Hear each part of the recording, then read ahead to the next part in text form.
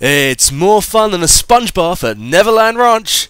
That's a bit low actually. I mean, not to mention old. I mean, yeah, we get it. Jacko probably touched a bunch of kids. Oh, come on, Drew. Right, let's start again. Right. It's better than having a tapeworm, more fun than carnival bumper cars, and it has better sweets than most strangers. This is Dirty Drew's Rock Revolution, Episode 6, Metal Edition. I am your host, Dirty Drew Harris, today throwing off the shackles of acoustic music and strapping on the spiked wristbands of metal. I can't tell you what a relief it is to finally get away from acoustic music. I mean, I think it's awesome and everyone who's been on so far has been exceptionally talented. But now is the time for metal. And I found a band over at podsafeaudio.com that epitomise what new metal is to me. I found it quite hard to put these guys into a metal category because there are so many. I mean, there's black metal, death metal, white metal, thrash metal, melodic metal, sludge metal, gore metal, hair metal, and countless others. But, you know, don't tell any proper metalhead that you think hair metal is a real metal because you'll probably find yourself on the wrong end of a pair of Doc Martens. And I don't know what it is, but metal is the area where I've had the most difficulty getting music for my show. I mean, maybe all metal bands were born into the world with a record deal and no need for a promotion from a small-time podcast. Well, I found a band who has no fucking choice, because they put all their stuff on Podsafe Audio, therefore waiving all legal rights for the song. Anyway, when I was a kid, I used to think that the whole genre of metal used to consist of 3 bands. Korn, Slipknot and Marilyn Manson. I mean, if I said that nowadays, then I'd probably get lynched, because if I know one thing about metal fans, it's that they're fanatical. And I know some people say that Kings of Leon fans or Fall Out Boy fans are fanatical, but they're wrong. They're fucking wrong. On the crazy scale, all proper metal fans beat the living shit out of them. I mean, I've actually put a couple of links on the side there just to illustrate why I both love and fear metal culture. I mean, the first one is a massive wall of death, and the second one is a compilation of a bunch of really fucking sick mosh pits. But with no further interruptions, I introduce to you Temple of Flesh, and that's of with a V. Yeah, clever that. And this is Catalyst to the Madness.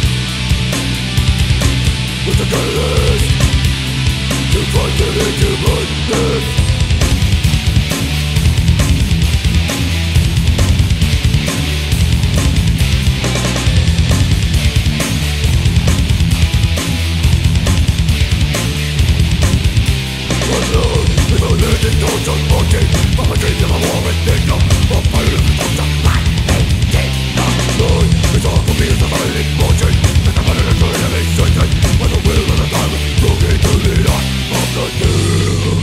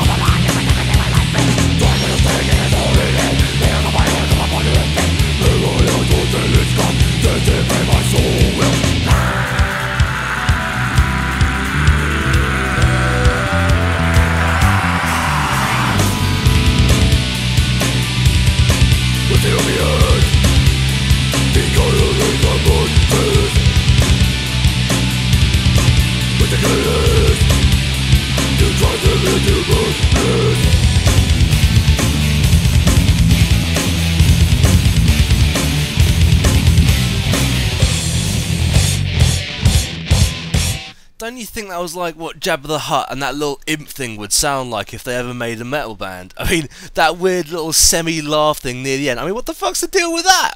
Anyway, I'm starting to wonder whether the song was in fact about like Han Solo. You know, catalyst to the madness. He was definitely a catalyst, and those wars, those Star Wars, they were pretty darn mad.